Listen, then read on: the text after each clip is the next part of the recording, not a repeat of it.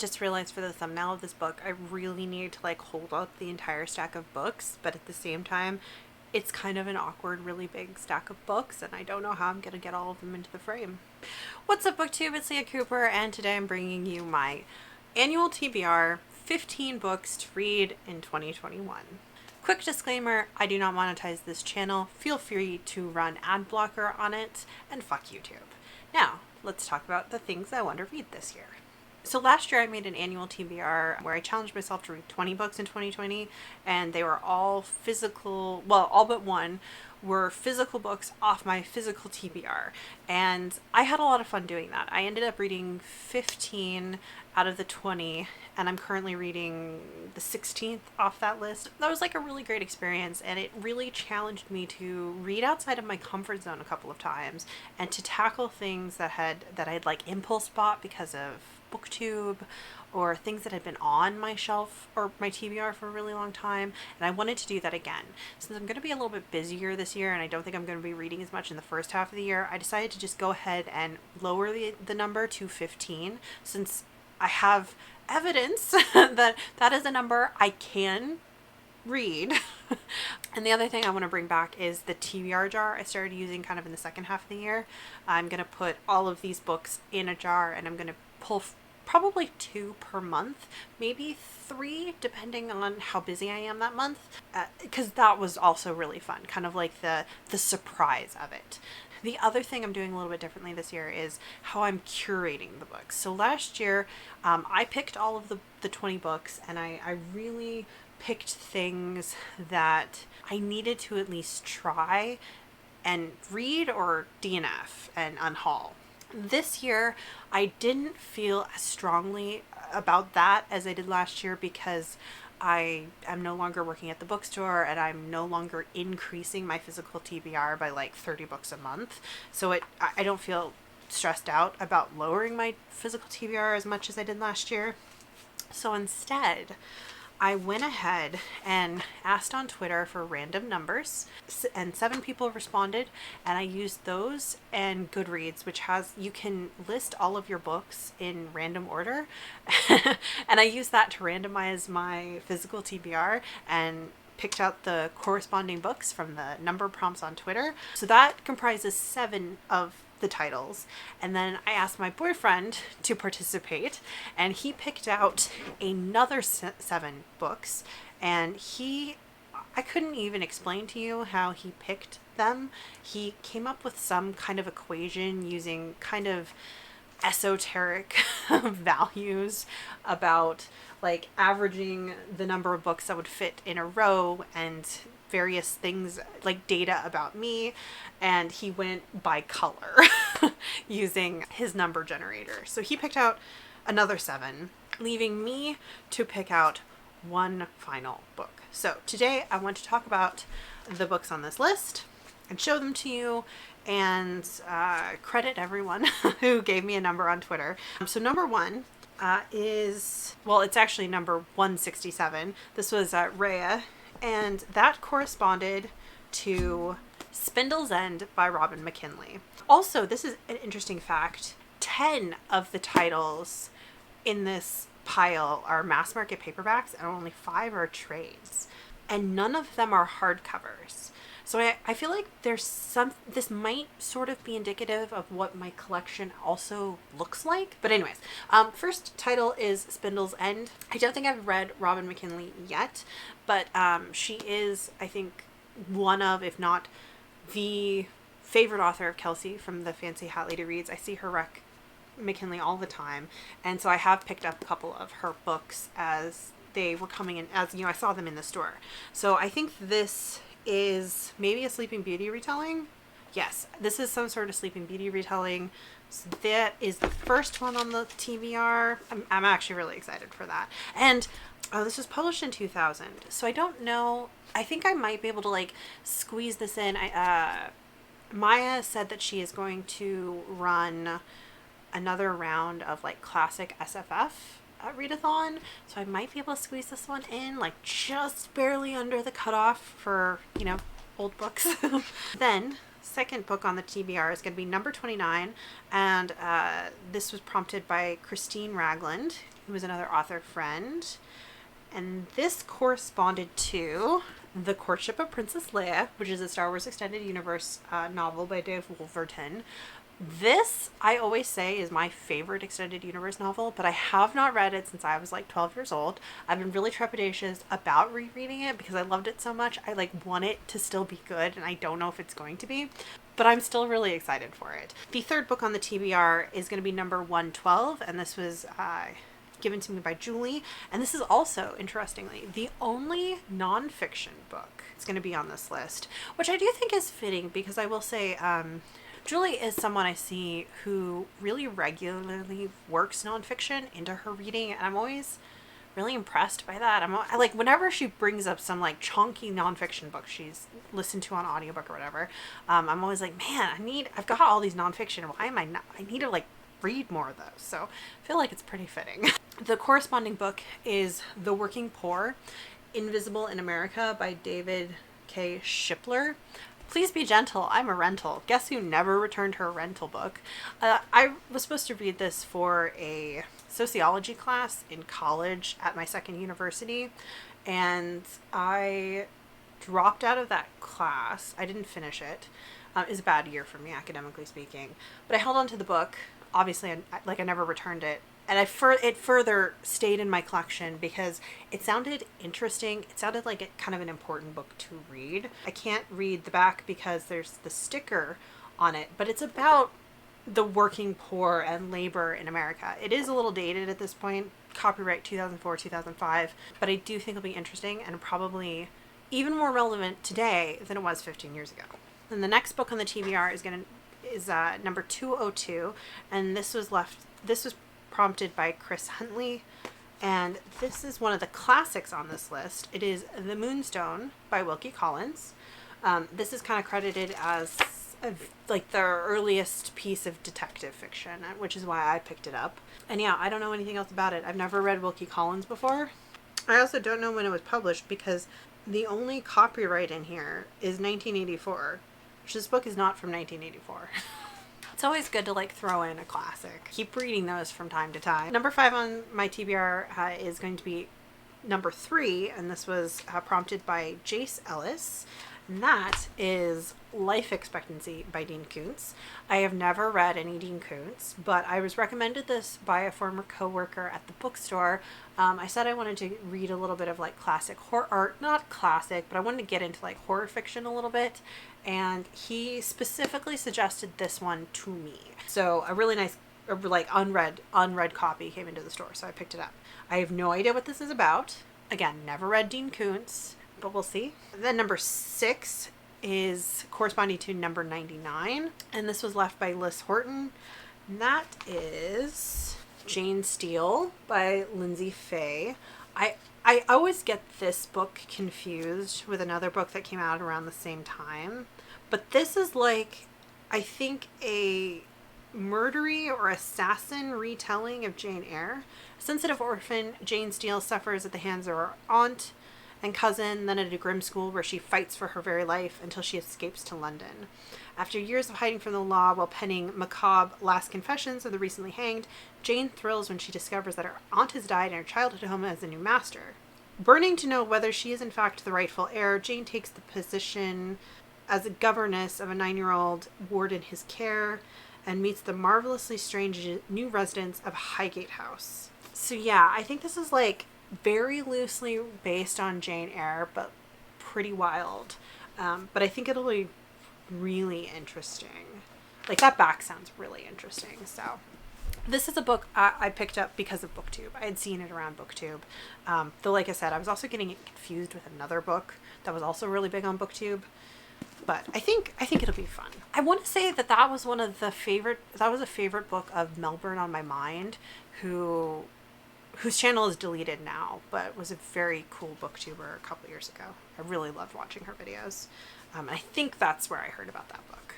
And then number 7 on the TBR corresponds with book number 83, which was prompted by Jojo Noel. And it's another classic, modern classic on this list, and it's I Captured the Castle by Dodie Smith. This book is probably one of the oldest things on my physical TBR. Like, I've owned it the longest. This is the sales receipt. I bought this at a Borders back in 2008, and I purchased it because I saw the movie and I really liked the movie. We will not talk about who blurbed the cover, but I think this is considered kind of one of those, it's a Bild's Roman, it's a coming of age story, and it's kind of considered like a very early idea of a YA novel. And like I said, I loved the movie and I always wanted to read the book, but I bought it and then never got around to it. So that's everything that Twitter prompted me to read. Now we will get into the books that my boyfriend prompted. So like I said, he went by color. Trying to see if I can remember the order in which he picked these. The first one, he started with yellow for some reason. I don't know why. He had his own rhyme or reason, but the book from the yellow cubby he picked out was a reread.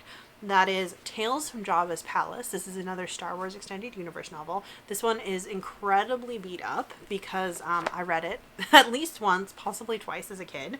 And this is actually part of kind of like a collection, the Tales from collection of Star Wars Extended novels. There's like Tales from the New Republic, Tales from the Bounty Hunters, and they're multi-author short story collections themed around something. So this one is themed around Jabba's palace, kind of pre and just post Return of the Jedi.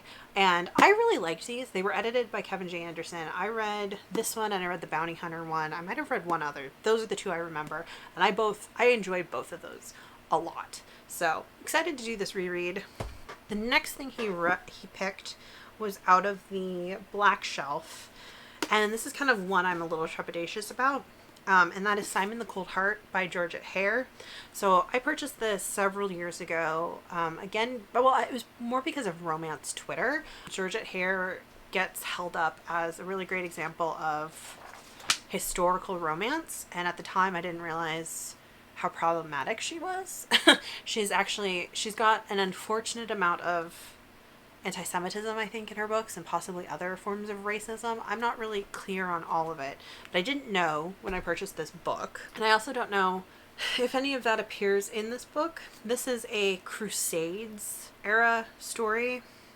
It says the stirring story of a conquering knight and his lady love. And so obviously any book set in the Crusades is probably going to be a minefield. Basically, I haven't unhauled this yet because I kind of want to read her so I have some basis of knowledge about her and her writing beyond just Twitter discourse. But I do want to make it very clear that I am going into this with a critical eye for that kind of crap, basically. And I'm not going to pull any punches if I do encounter it.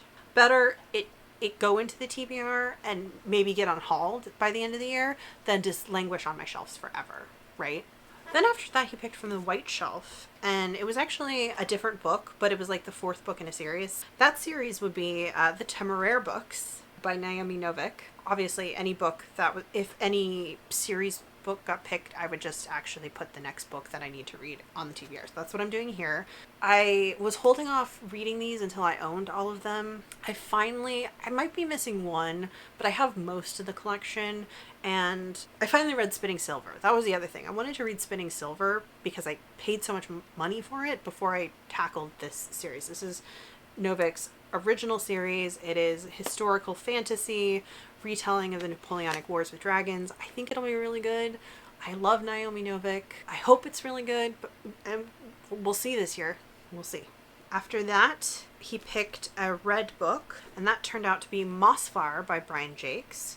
I doubt anyone remembers this, but Martin the Warrior by Brian Jakes was on my 20 to read in 2020 last year, and I didn't get around to reading it. I just didn't have time. And I picked that one because I want to do a Brian Jakes reread. I've been kind of slowly reacquiring some Redwall books because I loaned out a bunch and never got them back. And I always start my reread with Martin the Warrior because that's where I started reading when I was a kid. But when this one got picked, this is the book before Redwall, but I think it was published second. And it's when Martin, it's the story of how Martin comes to Redwall Abbey and like frees it from Zarmina, I think. And it's the like story after Martin the Warrior. So I don't think that this is a bad place to start my reread. So I'm going to go ahead and go with this one, and we'll see if I get to it this year. It'd be nice. I really, really want to reread these because I haven't read them since I was like literally 10 or 11 years old. And after that, he picked an orange book, which turned out to be The Witches of Echo Park by Amber Benson. This is a like urban fantasy series. Amber Benson, obviously from Buffy the Vampire Slayer. I've got this book, and I've got the first book in her other series. I can't remember what it's called. Death's Daughter. I also have Death's Daughter. So actually, I think this might be her second series. But yeah, I've always wanted to read these. I love Amber Benson. I love Tara. Rest in peace. I got the first two, for like nothing at work. So excited to try that series. And then we're down to the last couple. He picked I don't know what the shelf came off of. This must have been a blue book. That is Children of the Jedi with Barbara Hambly. So this is the third Star Wars novel. I'm not entirely surprised. I own a lot of Star Wars Extended Universe novels. I have never read this one. I was kind of reading these in loose chronological order when I was reading them as a kid, and I just never got this far in the chronology. But I own a lot that are like way farther along. I want to say like the OG Thrawn trilogy was like as far as I got chronologically, and I didn't love that. I found that actually kind of boring to read when I read it, and that kind of stalled me out, I think, reading some of the Star Wars novels. Oh, but I will say, this one sounds really interesting. So Princess Leia, Han Solo, and Chewbacca set out on a mission vital to the survival of the New Republic, obviously. They are searching for the long-lost children of the Jedi on the frozen world of Belsavis, from whose dark crypts no one has returned alive. That sounds super fun. I actually met my boyfriend while playing Star Wars The Old Republic, which is the online Star Wars MMO. And Belsavis was like always my favorite planet. That planet in that game is so freaking cool and creepy and mysterious. I love it. I love the way it's constructed. It's a prison planet with like so many mysteries hidden, like the deeper into it you go. And it has a really cool OG vanilla raid in it. Well, what are they called? Not Flashpoint. Whatever, raid. We're just gonna go with that. So when I read the back of this, I actually got really excited. So there's that. And then the last thing he picked was a green book, and that was Jeeves and the Feudal Spirit by P.G. Wodehouse. So this is a random Jeeves story. I picked up a bunch of these right before I got laid off. Never read Jeeves, but I absolutely adore the TV series with Hugh Laurie and Stephen Fry, and I've always wanted to read these. So I don't know if this is a good place to start, but we'll start there. It's short, should be kind of fun. Hope it's quirky. So that's everything that everyone else picked out for me, and then I just needed to pick out one more thing for myself. And at the time I did this because I needed a green book, but like this came off the green shelf, so I don't know why I was thinking that. See, now I'm rethinking my choice. Okay, so this is what I'm going to do. I've got two books here. I would love it if anyone watching this if you want to comment down below and tell me which you think I should add to the TBR. Okay, sounds good? So the first one is The Time Traveler's Wife by Audrey Niffen. I would put this on the TBR because this is something I've owned for a while, and I've owned this book. I bought this at Lasley's, which is a bookstore that went out of business. I must have bought this back in 2009. I need to read this finally or DNF and unhaul it. And I've heard it's somewhat of a questionable book. I didn't love the movie, but I think the concept is fascinating, which is why I picked it up more than anything else. And then the other option is going to be Year One by Nora Roberts. And I want to read this because I've never read Nora Roberts, and I really want to read her, but I just haven't gotten around to it yet. I do have her first In Death book, but I don't think that's the one I want to. I don't think that's where I want to start with Nora Roberts, because that book's quite old at this point.